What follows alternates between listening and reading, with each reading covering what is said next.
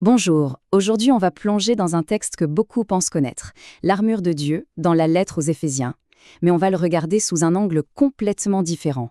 Oubliez l'armure extérieure, pensez plutôt à un champ d'énergie intérieur, un véritable vêtement de lumière. On va voir comment cette métaphore très ancienne peut s'illuminer d'un sens totalement nouveau.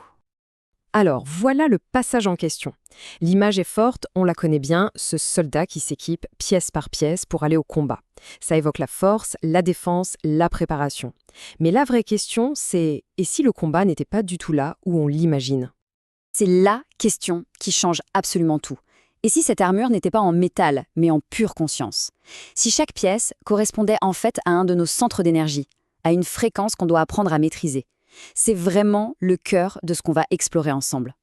Voici donc le parcours qu'on va suivre. On va déconstruire cette armure, pièce après pièce, pour la remonter comme un système énergétique totalement cohérent.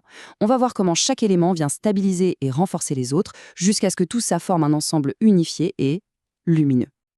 Allez, on y va. L'idée fondamentale, c'est vraiment de passer de l'image du soldat à celle d'un champ d'énergie subtil. Un champ qui nous entoure, mais qui, surtout, émane de nous. C'est un vrai changement de perspective.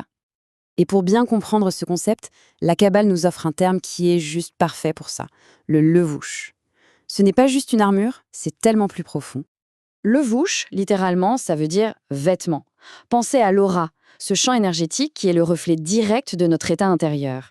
Ce n'est pas une protection passive, non, c'est une émanation active de qui on est à l'intérieur.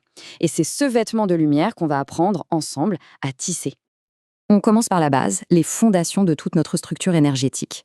La première pièce, cette fameuse ceinture, ce n'est pas du tout un accessoire. C'est absolument crucial. Et c'est là que la connexion devient fascinante. La ceinture de vérité, ce n'est pas une vague idée.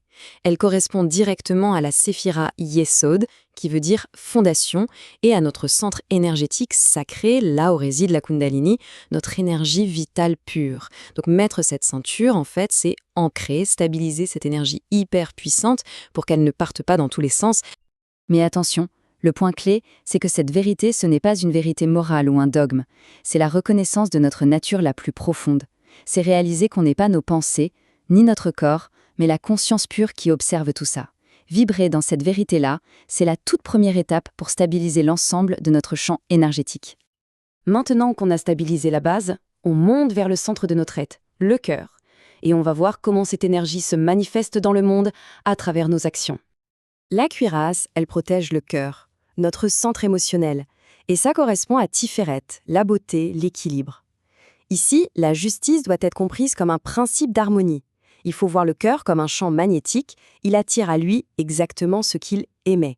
En vibrant dans l'énergie du don, de la tzedaka, on fait circuler la lumière. La cuirasse, c'est donc un cœur qui rayonne activement la générosité. Et nos pieds alors? Les chaussures nous connectent à la terre, à Malkout, le monde manifesté. Elles symbolisent nos actions. Le but, c'est que chaque pas, chaque geste soit rempli de shalom. Et shalom, ça ne veut pas juste dire paix, ça veut dire complétude, unité. Nos actions doivent donc arrêter de créer de la division et devenir des actes qui réparent, qui harmonisent le monde. On arrive maintenant à l'élément que le texte lui-même décrit comme étant à prendre par-dessus tout, le bouclier. Ce n'est pas une simple défense, c'est ce qui intègre et protège absolument tout le système. Et là, la redéfinition est incroyablement puissante. La foi, en hébreu émouna, ça ne vient pas du verbe croire de manière passive. Ça veut dire rendre stable, rendre ferme. La foi, c'est une action. C'est la capacité de rendre sa propre conscience stable, solide, inébranlable. Vous vous souvenez des traits enflammés? La clé, c'est qu'ils ne viennent pas de l'extérieur. Ce sont nos propres pensées discordantes. Le doute, la peur, la culpabilité. Le bouclier de la foi, c'est ce champ de conscience qui, une fois qu'on l'a rendu stable et cohérent, vient tout simplement neutraliser ces vibrations chaotiques avant même qu'elles nous atteignent. Voilà une analogie qui est juste incroyable. En physique quantique, une particule existe dans un état de pure possibilité jusqu'à ce qu'un observateur la regarde. C'est l'observation qui fige une réalité. Et bien de la même manière, la foi, cette conscience stable et focalisée, choisit et manifeste activement une seule réalité parmi une infinité de possibilités. C'est le pouvoir de l'observateur conscient. Allez, on continue de monter. On arrive maintenant aux couches les plus élevées de notre vêtement de lumière, la pensée et la parole. Autrement dit, le casque et l'épée. Le casque, bien sûr, il protège la tête, notre centre de la pensée. Son but ultime, c'est d'atteindre une clarté mentale totale, une libération de l'illusion qu'on est séparé du reste. C'est l'état que certaines traditions appellent samadhi ou nirvana. L'épée, elle, c'est le verbe, le logos. C'est la parole qui, quand elle émane d'un esprit clair, a le pouvoir de trancher l'illusion et de mettre de l'ordre dans la matière. Elle devient une vibration qui crée la réalité. On arrive maintenant à la synthèse. On a toutes les pièces du puzzle. La question c'est comment tout ça s'assemble pour nous transformer, pour faire de cette armure un authentique vêtement de lumière.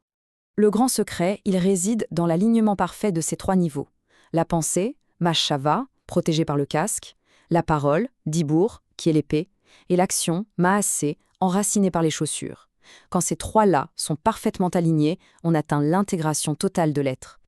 Et c'est là que tout bascule. Le levouche, notre vêtement énergétique, arrête d'être une simple armure défensive. Il devient un champ de création active. On ne subit plus la réalité, on participe consciemment à sa co-création. Cette phrase résume tout. C'est l'aboutissement final de tout ce processus. La lutte de l'ego s'arrête et on laisse la lumière agir à travers soi. L'être humain devient alors un canal, un simple instrument de cette force créatrice universelle. Et tout ça, ça nous ramène à une question très directe, pour chacun d'entre nous, ici et maintenant.